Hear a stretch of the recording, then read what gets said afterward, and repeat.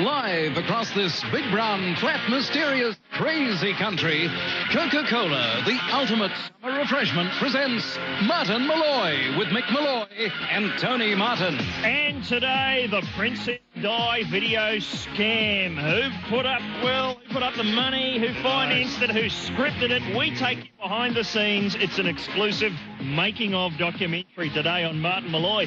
We'll also visit the Martin Molloy Sexpo. We'll meet the real Colonel Sanders. We'll play Radio Gladiators, and we'll ask who's moving the Hume Dam. Also, it's Australia's foremost showcase for raw, untreated talent. It's Pot of Shite. It's exclusive to this program. And we'll be joined by a couple of them blokes from Garbage. Yes, it's all coming up on the program that sadly isn't an elaborate hoax. Martin Molloy. Sing hallelujah, why not? It's another round of Martin Molloy. That was Dr. Alban. Good afternoon. Everybody listening right around Australia, I'm Tony Martin, and this bloke here is with me, a man who was yesterday turfed out of the Sex Pistols press conference when he showed up with 4 Trevor Hendy tummy trimmers. Mick Molloy. Anything I can do to help. I'm here for you, lads. Good on you. Now, enough tummy talk, because I'd like to open the show, if I may, on a spooky note. Oh, okay. With a few Martin Molloy unsolved mysteries. Yeah, getting the creeps. It's a frightening segment already. It is. In the past, we've tackled some of the biggies. Who stole Baby John's Mo? What is sphagnum? How sharp is Jacko's nose? Amanda Vanstone, boxers or briefs? But today, a whole new slew of unsolved mysteries have been plopped on me desk. Like, where is the bloke who went the bollard on Parliament House? That's an unsolved mystery. Behind you. Behind you. Police have made a national appeal for help in hunting down the man seen by millions of Australians at the forefront of that riotous, un-Australian assault on Parliament House, Canberra, back in August. I think we all saw the bloke in the papers the next day. You couldn't miss him. He's been dubbed the G-Man by investigating officers because he was clearly photographed on the front of every major daily wearing a colourful jacket with a big G on it. He's a fairly stocky bloke with a mo, and it was him who led the charge with the bollards. He grabbed a bollard and took to the front doors of Parliament House, gave them a bollarding they'll never forget. He's got a G on his jacket and a bad mo. I reckon it's Gibbo, Mike Gibson. I reckon it was him. It's him. Could be from certain angles. Get him in a lineup. Jeez, I tell you what, I'm going to take to the front of this building with a bollard after this break. 13 people have so far been charged over the attack, but as yet the G-Man has slipped through the net, as has that Aboriginal bloke next to him with his fly at half-mast. Another shot of him in the paper today. He just zips himself up and passes unrecognised in any crowd, that guy. Police say the G-Man is possibly a unionist who attempted to disguise his appearance by throwing on an Aboriginal scarf and hat. Now, if so, that is the most piss-poor impression of an Aborigine I've ever seen. Even the Footy Show wouldn't get away with that. That is an Aborigine only Pauline Hanson could love. And, you know, if they all look like that bloke, she'd be fine with them. Which brings me to my next mystery. Why is Fraulein Hanson selling her fish and chip shop? Yes, this has got people talking. The notorious Ipswich Chippy is on the market. What a fantastic investment opportunity. A chance to buy yourself a bit of Pauline. It comes with all fittings and accessories, plenty of white crow, white vinegar, whiting, white bait, and none of those dim sims, which have started to bob up in Bay Marie's in recent years. Yes. Have you noticed that, Mick? Yes, I have. They don't belong there. They don't contribute anything. Our fish and chip shops are being swamped by dim sims. They come over here, take the place of our Chico rolls. That's right. And so far, the Prime Minister has refused to condemn the fish and chip shop because he's worried someone might point out that he used to have his own fish and chip shop back in the 80s, as it were. But finally, here's a stumper for you. How can you tell if a dam's moved 5 millimetres? That's all the talk at the moment. The Hume Dam in New South Wales, it's shifted. Has it? It's shifted 5 millimetres. This is serious. Wow. 5 millimetres, which has prompted the blokes in charge of the big tap to open it right up, drain a fair bit of water out and cause untold strife downstream. But I ask again, it's a bloody big concrete structure. How do you spot if it's shifted 5 millimetres?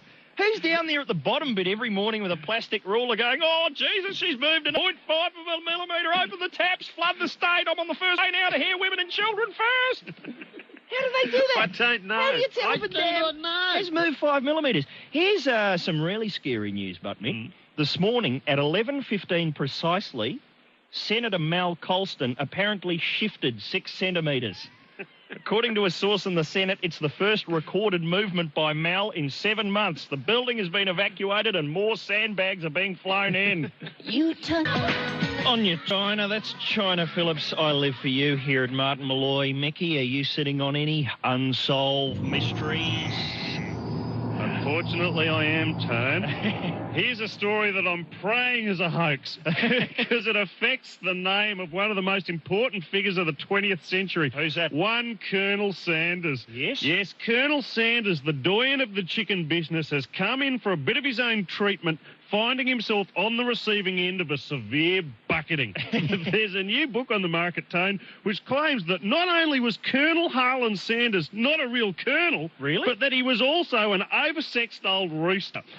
The colonel, of course, is in no position to defend himself against these wild accusations, as he passed away some 16 years ago, although many, including myself, believe he may still be alive. No, there's been sightings. I refuse to believe he could be dead, Tone.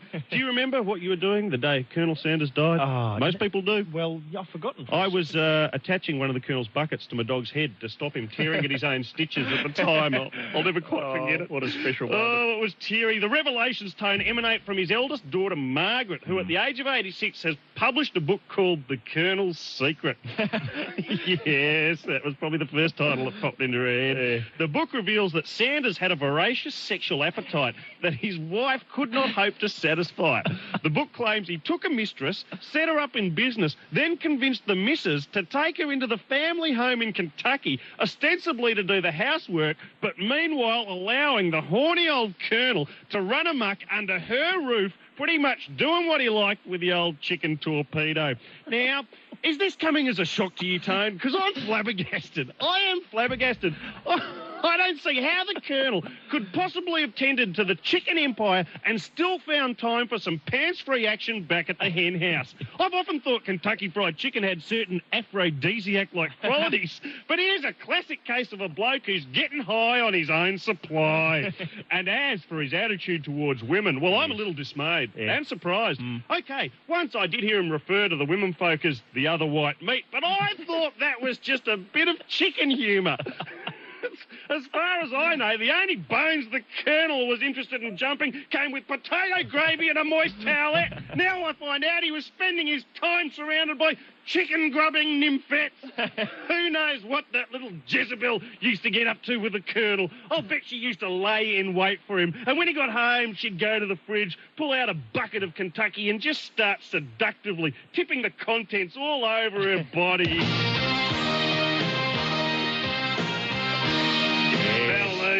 She's a chicken digger. She's one of those chicken diggers, Tom. And as for the claims he's not a real colonel, well, OK, maybe he was a little loose with the truth, but hey, Senior Sergeant Sanders doesn't quite have the same ring to it, does it? This has capped off a pretty bad week for the colonel, Tone, who it seems just will not be allowed to rest in peace. No. Have you heard about this? People dressed as chickens have been dancing on the colonel's grave. I kid you not. It was a publicity stunt by People for the Ethical Treatment of Animals, a group protesting about the misery suffered by factory-farmed poultry. Did you see the footage? No. It was disgusting. It looked like some kind of satanic Birdman rally. I can't get the image out of my head. The poor colonel, he must be turning in his grave. In fact, I'm sure he is, because I know before he died, they fitted his coffin out with a light and one of those rotisseries.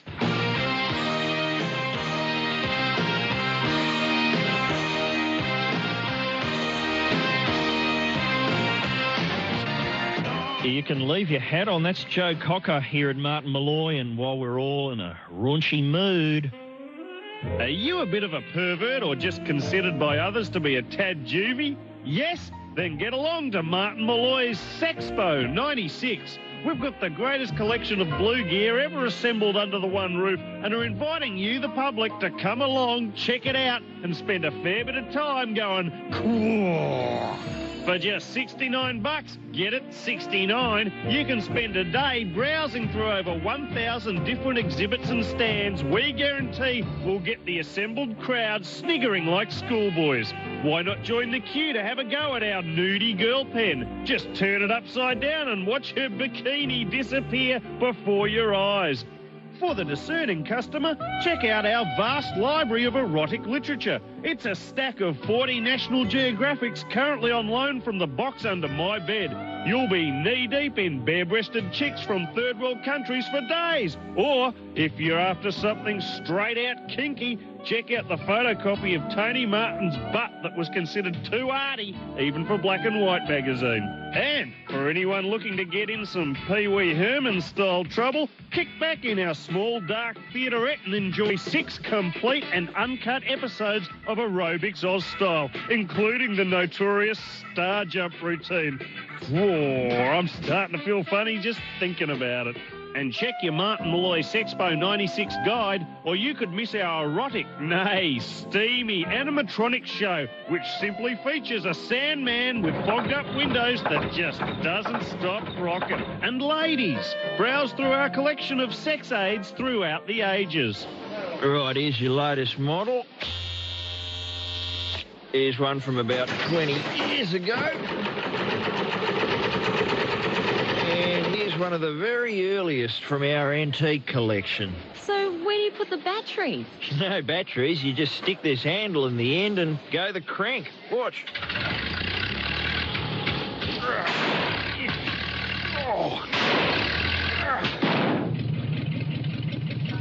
And hey, don't forget to drop by the lecture theatre to be stimulated by our series of debates based on sex-related issues.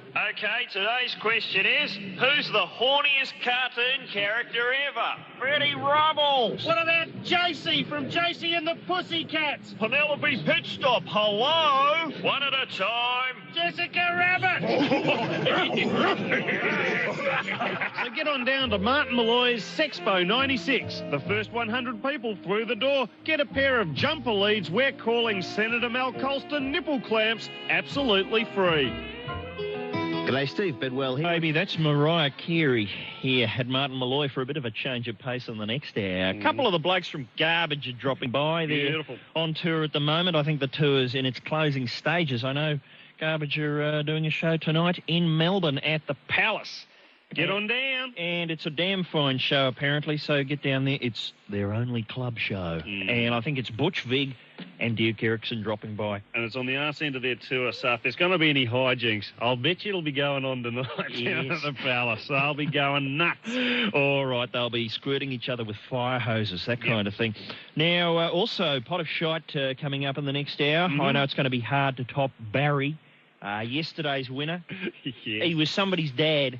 He got on. He just said, this is a pot of shite. And he proceeded to trot out the chicken. Trot out the duck. His son told him to trot out the duck, so he did trot out the duck on Pot of Shite yesterday. We'll see what happens today. Also, we're talking video hoaxes in Radio Gladiators coming up soon. Now, Mick, it hasn't been planned this way, but it seems to be our sex show today. Got your eye now. What's that? Well, look, I'm just having a read in the papers today, and you may have seen this, Tone. Optus has decided to cancel some of its Lonely Hearts phone lines. Yeah. They're calling them Lonely Hearts. I think we can call them sex lines. I think so. Because the people who use them most, the unemployed and pensioners, often fail to pay their bills. Do they really? Pensioners. They must have timed calls for their complaints now. What is that pensioner doing on the sex line? Well, I don't know. We'll have to get the spy granny onto it. she can sort us out. Listen, an internal Optus memo reveals that people with a lot of time but little money have been racking up thousands of dollars on their phone bills by calling the dating lines, which charge up to $4.95 a minute. Gee. So they're getting rid of them. And, Tone, this is something I've been on about. You don't need to spend that money, people. This is what I do. You know, I know those lines are expensive. I don't have the money. I just dial numbers randomly out of the phone book, and, when they pick up, I ask them, what kind of panties they're wearing. Yeah. It's much more fun. It's far cheaper. It's a much better option. Is that legal, Mickey? I'm not sure if it is or not, but it's loads of fun. Is it really? And it doesn't go to McDonald's drive-thru. Yeah. You wait, and they say, can I take your order? You go, oh, yeah, baby. Yeah. What kind of pants are you wearing? It costs you nothing, and it's fun. You don't believe me? I'll show you. Tone, here's the phone. I'm sceptical. I have to say I'm sceptical. Pick a number out of there, just dial something up at random and watch me weave some magic. You want me just... I'm not even going to look at what I'm dialing. Yeah, sure. We'll see what we get. Okay. This will be fun, kids. Stick around. There we go. Okay. That should be something. All right, what are you going to do? Hello? Baby, I'm in the nutty. You can see my butt. Hey? Michael, is that you? Mum? What do you think you're doing? Nothing. Bye.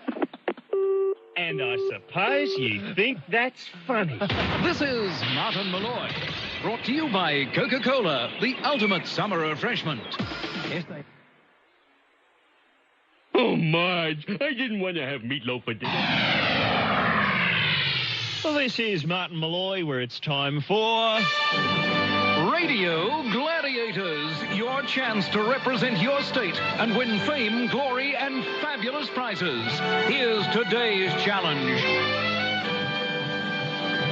Or is it time for Radio Gladiators? It could just be an elaborate media hoax. That's right. Everybody's talking about the Princess Di footage. In case you haven't heard, it's not real.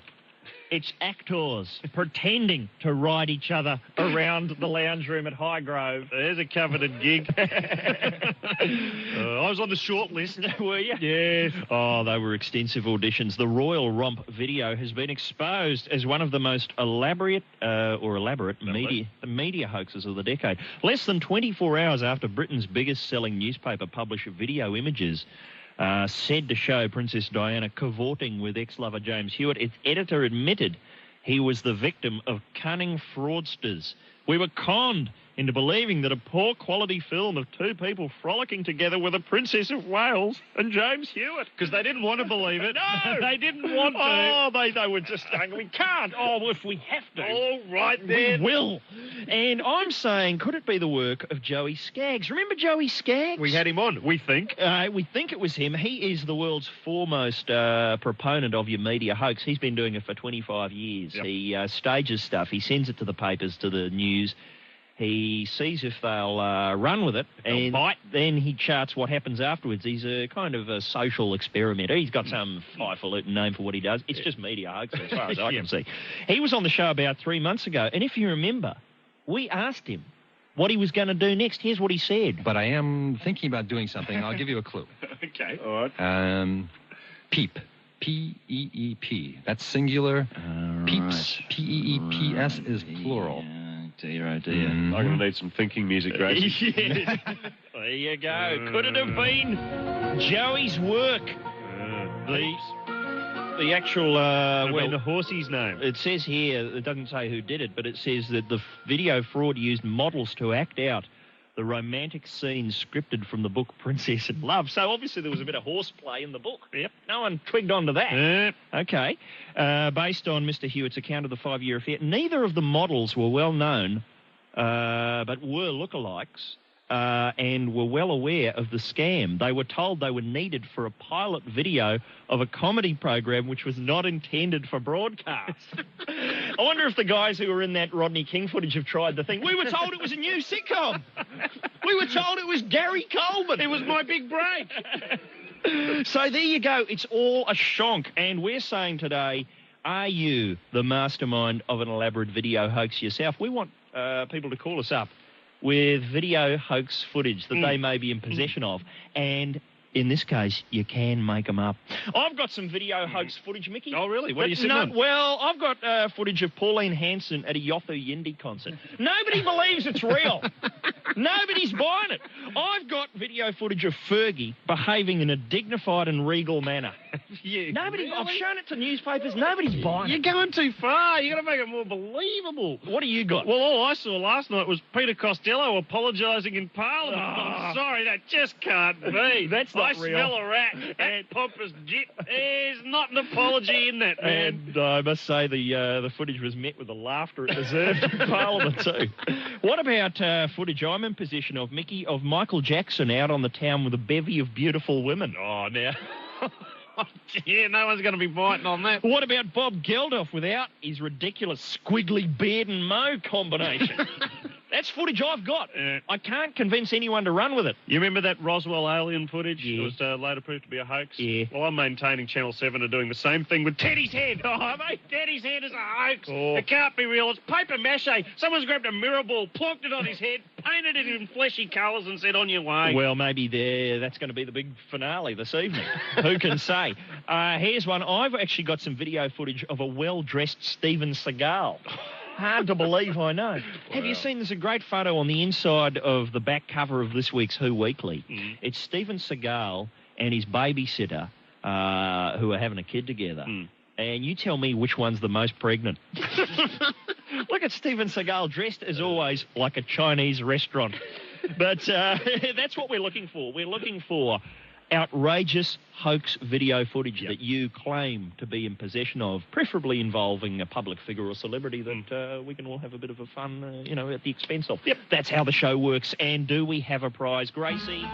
Yes, indeed. In the prize lounge today, we have a copy of the new Blackadder Christmas Carol video and one of the finest films ever made, The Wrong Trousers, starring Wallace and Gromit. It's Oscar-winning fun, and it could be yours. Plus, you'll go into the draw for a trip for you and 3 friends to the Galliano Sambuca singles party at Club Mednumia. This is not a hoax. No. It's a real prize. It's going off this Friday. Call us now with your video hoax footage. 1-800-657-657. There it is. Didn't I tell you somebody would get to that song soon enough, Mickey? That's Taylor Dane. Can't get enough of your love. That song's a hoax. It is a hoax. It's the Barry White classic, rejigged, and it was pretty big when it was played on The Simpsons. And then, of course, we used it in The Love Machine, and we've never had so many requests for a song. We had to play the thing in its entirety, if I remember. That's right. I said at the time, somebody's Richard Clapton, somebody's going to go, there's a gold mine to be minted here, and redo it. But Taylor Dane got to it first. It's Radio Gladiators. We're looking for video hoax footage. We've heard about the Princess Di hoax footage. Yep.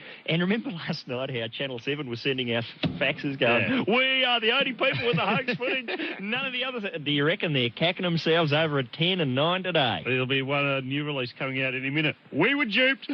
We were the only ones duped.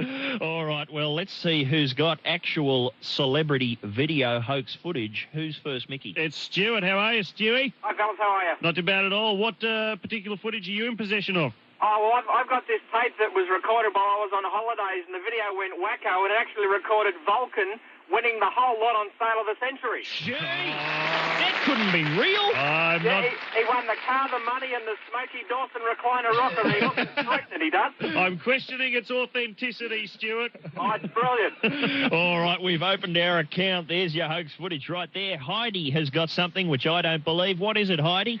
Oh, it's polyate pre-peroxides. Oh, really? With a sort of natural hair tinge happening. Yeah, it's pretty unbelievable, actually. Yeah, it is. So have you got any footage of Alan Bond in his natural hair colour? No, I've got Ray Martin with hair, though. Oh, well, there you go. Okay, is that real? Nobody can say for sure. That's a hoax. All right, thanks, Heidi. We've got Don now. Don, what hoax footage are you sitting on? Well, fellas, a bit of a scandal, but it was actually Kate Fisher walking out of a nightclub, and there was a camera crew waiting for her, trying to give her some free publicity. Yeah. She throws her hands over her face and over her cleavage, of course, to hide her true identity, and takes off down the street. Oh! No, leave me alone, leave me alone. With a big floppy hat on and a sort of Woody Allen kind of arrangement going. Oh, well, I think the Benny Hill music, that was totally unbelievable. She's a recluse. Yeah, that's right. She's gone all garbo. Okay, thanks, Don. Now we've got Jan. Jan, what hoax footage have you got for us? Hi, guys. Well, my video is of Amanda Vanstone. She's sitting in a pub. She's laughing. She's joking. She's talking with a group of students. Oh, really? Are you a student yourself, Jan? No, I'm not, actually. Right. And she's having a good time with the fierce She is. They're having a ball. No one's trying to smash a chair over the back of her head. No. It can't be real. It just can't be real. No, that's not believable for the slightest moment. David, what have you got for us? I've got a video of Arnold Schwarzenegger and Sylvester Stallone. They're sitting in this cafe on the set of their latest movie, and they're both reading a newspaper. Yeah. And that's not all. What are they doing? They're also talking. They're stringing 3 or 4 words together. Oh, right. And has Sylvester Stallone got those little glasses he wears from time to time to make people think he's brainier than he actually is? Yeah, they're on there too. And is Arnie wearing a monocle? Yeah. Now I'm smelling a rat. Okay, that's definitely shonky hoax footage. Nick, you've got something, haven't you? No, it's Mick. Oh, Mick. Mick. Oh, so we thought your name was a hoax for a second there. What well, footage? Actually, it could have been. What have you got for the Well, newspapers? mate, I was actually filming a Silverchair concert one day. Right, okay. And just from off the side of the stage in the VIP area, Tim Fisher's just flicked the hat off. He's gone out, he's done a half somersault and landed in the crowd in the full-on mosh pit, and he's just crowd surfed, and he's just got in there and just moshed for the whole concert. So, what's wrong with that? That's just a normal Saturday night for Timbo, isn't it? He was in form. It was incredible. Oh, okay. It could be a hoax. All right, well, we don't know about that. I mean, it's sounding believable from where I'm sitting. And finally, James. James, what have you got? Yeah, I've got footage of the Pope running a marathon. Oh, he's fit and ready. They found nothing in there. He's been given the thumbs up. He could probably run a marathon. He could. And didn't you say, Mickey, that you thought... I thought I may be in possession of some hoax footage myself, because I saw some footage of the Pope driving along in the Pope-mobile chucking invisible rats out the window. What's all that about? Oh, well, is that hoax footage? I don't know. We've got quite a selection to choose from, Mickey. Which one are you biting on? Well, I'm having a look up the list, and I'm thinking Amanda Vanstone in a pub, having a yak and a friendly drink with students. It's just about as unbelievable and hoax-like as I can All right, imagine. that's our winner. Yes, indeed, Jan. You're our winner today. A few students, they're popping out to the hot dog stand and playfully squirting mustard on each other and having a big laugh. They're singing bawdy ditties, they're hugging each other, going, I love you, Amanda, I love you more. All right, you've got them two comedy videos, Jan. Coming your way, the Blackadder Christmas Carol, The Wrong Trousers. You've gone into the draw for you and 3 friends. Do you have 3 friends, Jan? Oh, I got more than that. Oh, well, you'll have to make a short list to see who's going to Club Met New Mia. We're going to be drawing that Friday. Thanks for taking part. Thanks, guys. Thanks to everybody who perpetrated a media hoax today on Radio Gladiators, and we'll be back in the next hour with a couple of blokes from Garbage. This is Martin Molloy. Your Honor, all the defense is asking is a chance to present expert testimony on the mental condition of these 2 boys. As a mitigating circumstance. Well, Your Honor. It's just another word for insanity. Brought to you by Coca-Cola, the ultimate summer refreshment. The event. And in this hour of Martin Molloy, Pot of Shite, the latest terrifying collaboration between ourselves and Stephen King. And next up, a couple of members of Garbage drop by, all thanks to Coca-Cola. It's the ultimate summer refreshment. Stars, it's Martin Molloy. It's the second hour. What's this about UFO sightings, Mickey? What's going on? Oh, look, in New South Wales, there's reports of UFO sightings. I don't believe that. No. That's just another hoax. It's got to be. Just be some kind of prank. What do they take us for? If you can't believe footage of a member of the royal family riding their illicit lover around the room like a horse, what can you believe? I don't know. I give up. I don't believe anything now. I just don't know what to believe anymore. It's the second hour of Martin Molloy. Let's get some musos in here, shall we? Our guests today are 2/4 of Garbage, the band whose loud and shiny self-titled album has sold over 2 million copies and who are currently winding up their tour of Australia. I think last show tonight in Melbourne. These two hail from Wisconsin. They set up the band with a buddy and roped in their lead singer from Scotland. Let's see what they've got to say for themselves. It's Butch Vig and Duke Erikson. Gents, thanks for dropping by today. Thanks for having us. How are you enjoying our nation? We love it here. We've been partying a bit too much. Seems to be a party after every show. Is that right? Are you being lured into bad habits and rock and roll lifestyle? Well, it didn't take much luring. It's there, you know. We have to ask, because the band's called Garbage, are you getting Australians referring to you as Garbos? Depends. Yeah. You'll get which country we're in. En français, we're garbage. Oh, are you really? En français. Well, welcome to our intellectual melting pot. Yeah. How are the shows going? How are you going with getting the sound of the album on stage, or are you not even bothering with that? No, the shows have been great. We've had really good fans, and we've played over 200 shows now. So I think we've we've got it down pretty well. We're no longer a slave to the technology. We abuse it every night. So. Right. Because the background of you blokes is primarily as producers. Do you actually prefer knocking it up in the studio or getting it out on the road and trialling it in front of an audience? Working in the studio is just so totally different animal. I mean, you don't get that instant gratification. You know, you do lay something down really good, and you just sort of pat each other in the back. No, all right, we're cooking. Thank you very much. Let's have some coffees. Thank you. Good night. If it's a blistering solo, we crack a beer. That's the only difference, coffee or beer. Now, you blokes were both in bands in the 80s, of course, but the press love to portray Garbage as three boffiny kind of producers and a woman out Three the front. what? You know, sort of scientists up the back, twiddling knobs. White coats and all Yeah, that. that kind of thing. How does it feel in that case to just get out on the stage and act like kids mucking around with musical instruments? Is it like you've been let off the leash? Yeah, we actually do feel like we've been let off the leash, actually. We slaved away on the album for a few months, you know. And For people who haven't heard the story, how did you hook up with Shirley Manson? How was that?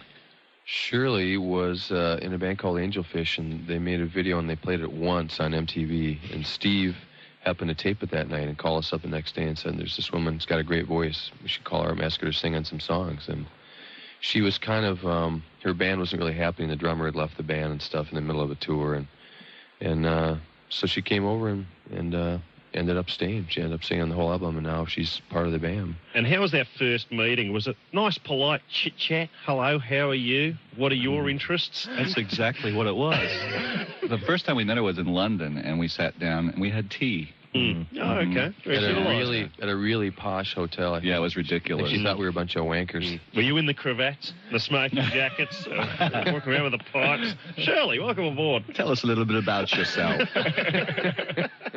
You talk, we'll listen. And is MTV, were you basically at that stage using it as an audition reel? We didn't really have any songs finished at that point, and we didn't really want to start doing an audition thing, so we were really lucky that it just worked, because I can't imagine us having really made the record without Shirley. I mean, we had all these ideas, but we didn't have any songs finished, and she really was kind of the lightning rod that put a torch to it. She came in and kicked a bit of ass, said, "Come on, boys, That's right. Let's get going, write some songs."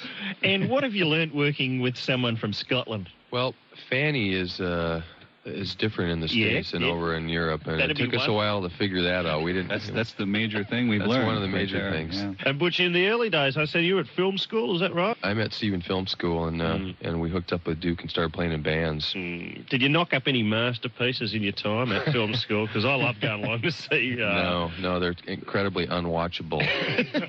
That seems to be the norm. Does that give you any kind of inspiration? Do you want to get out and film a few clips for this band or anything like that? I think on the next album we may try and direct some of our own videos. We love collaborating with the directors who worked on this album, and we were very involved in the process of making videos. And they get paid so well. Damn, those videos are expensive. All right, well, let's have a listen to a bit of the album now, I think, here at Martin Molloy. Here's a bit of Garbage. We'll be back in a moment. Stupid Girl from Garbage here at Martin Molloy. And Jick and Butch from Garbage are with us here on the panel today. Have you got anything to take back with you? We have to ask. Any ideas, something you'll use in the studio? You know, here's what happens. American musicians come back, they always leave with a didgeridoo. I don't know how many American musicians have gone, this will be good. We'll work this into the next record. They sound cool, you have to admit. They're amazing sounding. I don't know. We have been sampling a lot of the beer, which is really tasty. I don't know if we'll be able to take any back with us. Sampling as in, are you drinking? I can imagine you guys in the studios trying to hook a couple of channels up to a can of beer going, this will be good. Sample that one. Tell us about your first studio. Apparently it was a bit of a homemade job. Is that right? It was sitting in super lo-fi, yeah. It was just a little 4-track, and then we moved into this warehouse, and then we bought an 8-track. We really only had like 6 microphones, cheapo microphones.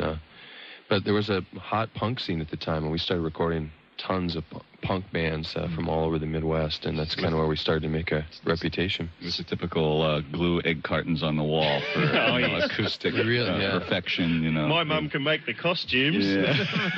That kind of vibe. Right, and you had a revolving door on, so you'd sit there and like a steady stream of punk bands would come in, drop their load, apart and you'd bang it into fashion. That's how it would work. Yeah, We'd have to buy new gear to replace what they took out the revolving door.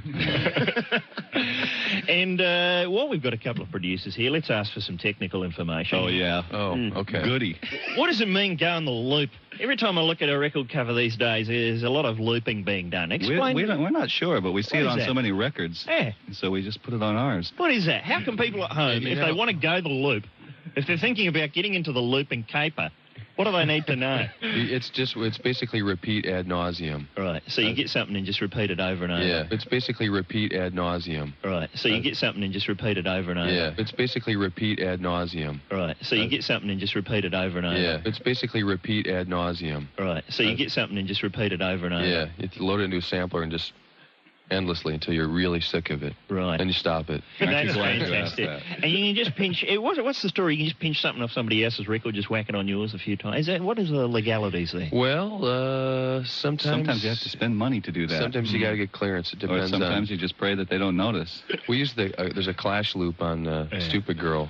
Right, is that Train in Vain? Yes. And we started the whole song jamming on top of that loop. We wanted to write a song with a real simple bass line, because that's like a signature to the song, you end up having to pay royalties. And at one point we thought, we'll go back and re-record it. We spent like days trying to make it sound as cool as that and didn't get the same vibe, so we just ended up using it. And is anybody from the Clash giving you a call and see what they reckon?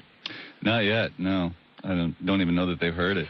But their lawyers have heard it, though. Yeah. I see. They have about 5 lawyers listening to it. So. What about yourselves? What do you listen to? Is it when you're working in the studio so often, do you find yourself getting very cynical about music, or are you still able to walk down to a record shop and get pretty excited?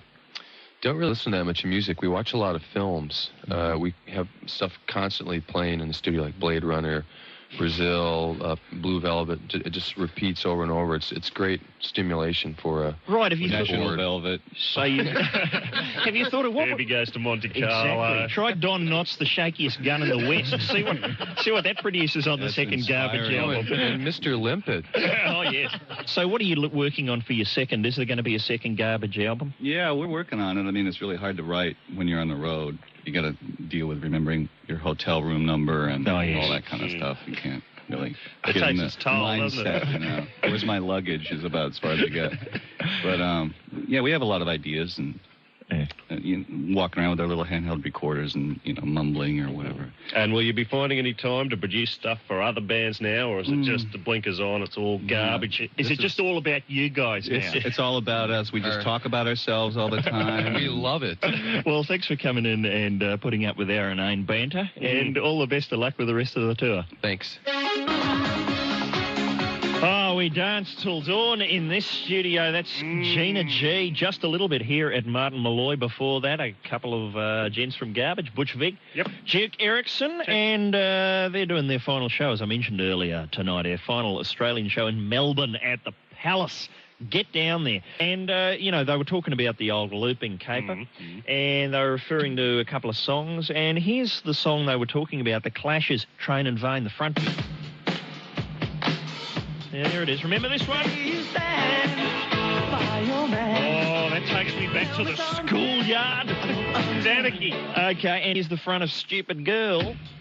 See what they've done? You see what they've done? They've given it a cuddle. They've given it a cuddle and made it their own.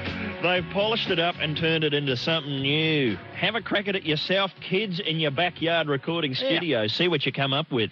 If you've got raw, untreated talent, there's only one place for you, but Pete. It's time for radio's premier talent quest, Pot of Shite.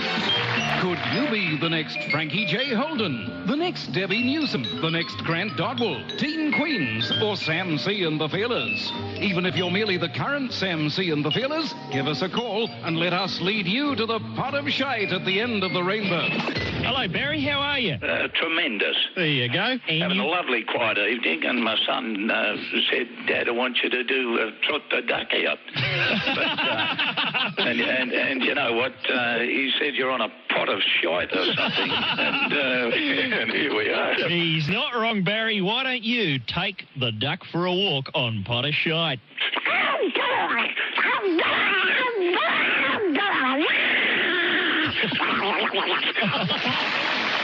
And Barry, how long can you duck on for? I've been known to duck on for quite a while, actually. I can believe it. Every winner on Pot of Shite takes home a 3-pack of CDs thanks to Warner Music and goes into the draw to win a Ford Festiva Trio valued at more than $17,000. Ford Festiva, the escape hatch. Fun to drive and easy on the wallet. All thanks to the Ford Australian Open. Okay, lads, stir that pot. We'd be happy to. As always, Pete Smith, this Ford Australian Open. Yes. They're the team. What do you want to know? They're the team who have very bravely decided to get behind Pot of Shite. Yep. It's tennis, I'm assuming. It is indeed. One of the finest tennis tournaments in the world. Who'll be out here? Where's it taking place? All the big names. Well, it's at the Melbourne Park, of course, as always. One of the world's premier tennis stadiums. And with that fantastic roof. Oh, with a retractable roof. You just, you can sit there on the button. We're opening it, shutting it all afternoon. It's heaps of fun. Who'll be out here? Will Boris Becker be here? Boris Boom Boom Becker, Tony. How many times have I told you? Get it right. Is he still mad? He's mad as a cut snake. Is he still German? He's still German. It goes with how can you have one without the other? He's persistent. You can't be mad and not German or German and not mad. Well, you got to be sure. a mad German. That'll get the calls. Called Boom Boom.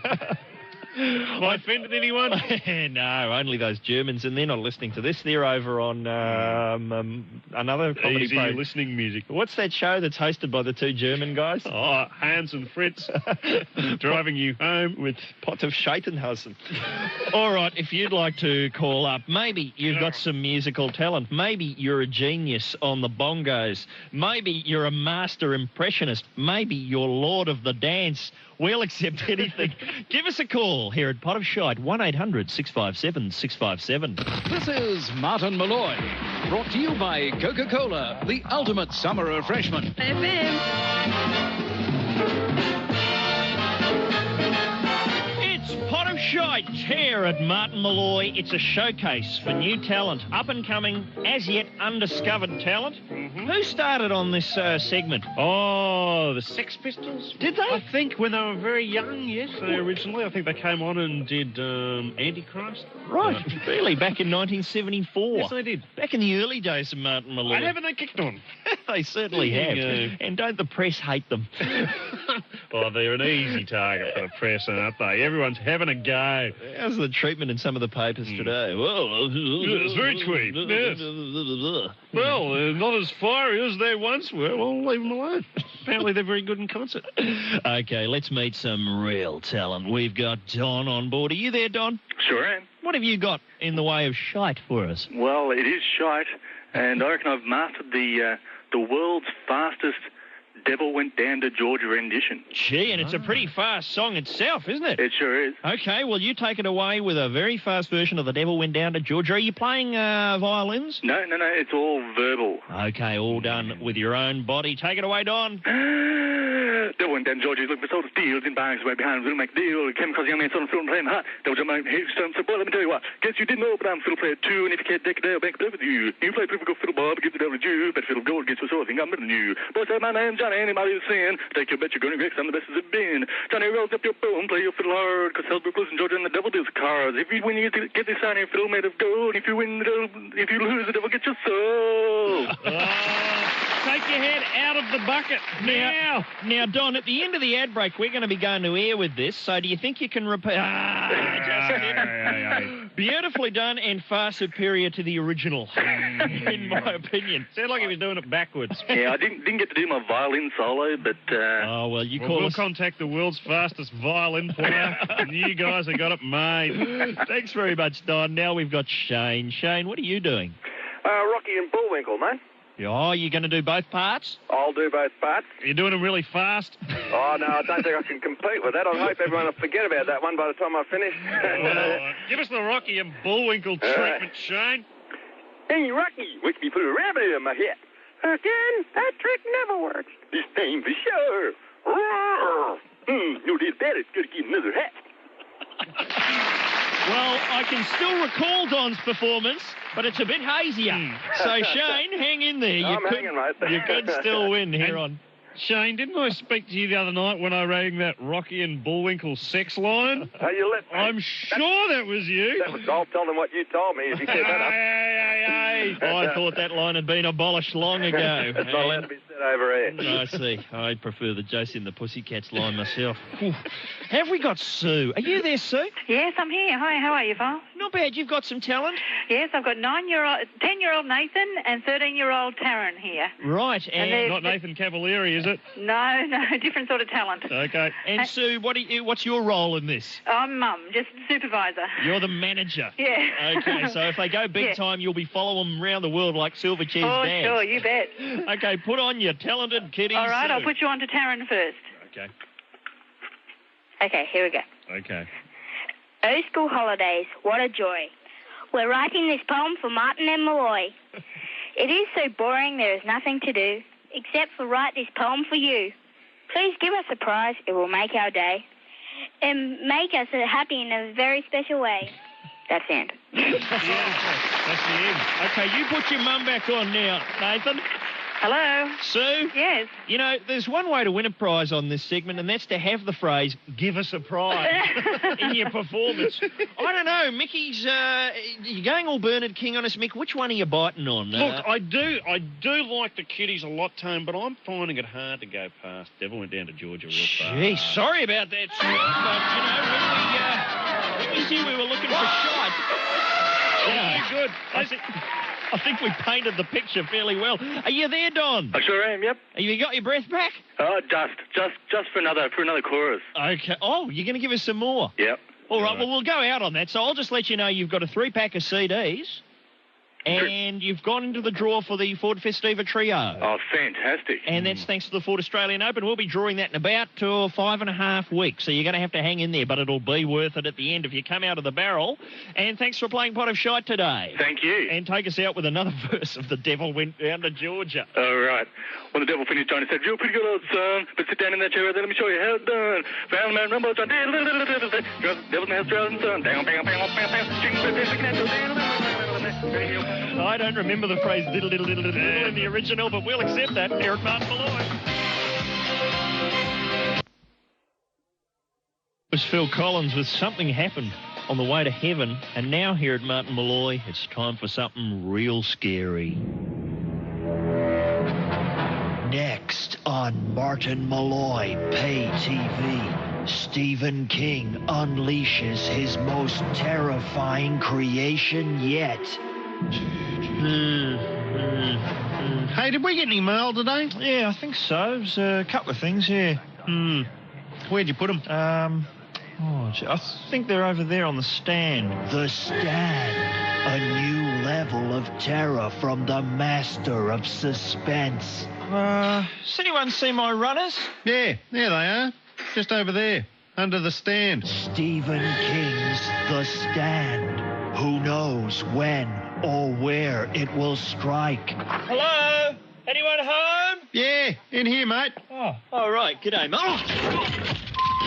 Jeez, who left that stand there? The Stand. It looks harmless enough, but when you least expect it... I'll get it. Careful, your shirt's caught off. The Stand. Right, that's it. I'm getting rid of this stand once and for all. And so, once again, the Stand is passed on to another victim, unaware of its nightmarish power. Here you go, doll. I've brought you a nice cup of tea. Look out for the...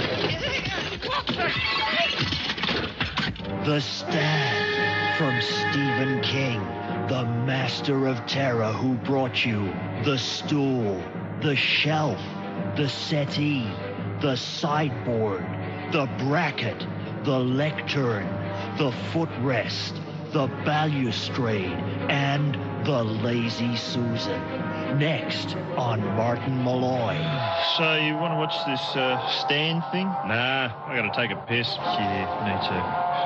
I'll join you. Martin Molloy. It's Must Pee TV. That's Deborah Cox asking the musical question, who do you love? It's really time to sign off here at Martin Molloy, but I'm just going through what's on the telly tonight. I think we know what's on the telly tonight. Teddy. It's your last... Teddy. It's your last chance to see Teddy in action. It's the final of Murder 1. I don't even watch Murder 1. I'm going to be tuning in. Are you coming to my Murder One party, Tone? Are you coming? What would the requirement be? You've got to get a big paper mache helmet and you got to wear it through the front door. Every week they get bigger. All the boys, they build on them during the week. People now, actually, their heads are dragging down along the ground. Can't get them through the door. You just hear, kung, kung. You like the head. And what about, I know Paul Hester will be glued to his telly in the shed. I know you'll be watching it, and I'll certainly be there just to see if it is, in fact, Teddy himself who's responsible. It's all coming down to the videotape. Yeah, okay. Which I believe, and here's my tip, they're going to put it in and it's going to show Neil Avedon riding Teddy round the lounge room horsey style. Oh, look, don't mention that, Mickey. People round the station today are walking around just disillusioned. They don't know what to believe anymore. If you can't believe that footage, what can you believe? I don't know, Tom. I mean, maybe nothing's real. Nothing's real. I don't know. I'll try and pull myself together for tomorrow's program. I really will. Chin up, little buckaroo. What about, just in case people want to support Australian drama, I know Medivac's on, but I understand that's another one of those video hoaxes. So, I'm reading about a few interesting things today, Mickey. What you got? Here's a product which is moving off the shelves. Australians are popping down to wherever you get the stuff from. I wouldn't know. And stocking up big time on chocolate body paint. Oh, yeah. Chocolate body paint. You'll need that for the Murder One party. I don't know why. All over the top. Go as a choc top. Oh, we're amusing ourselves. Chocolate body paint. So people are obviously, we know what it's being used for. People are covering themselves in chocolate body paint and then risking severe acne, I'm guessing.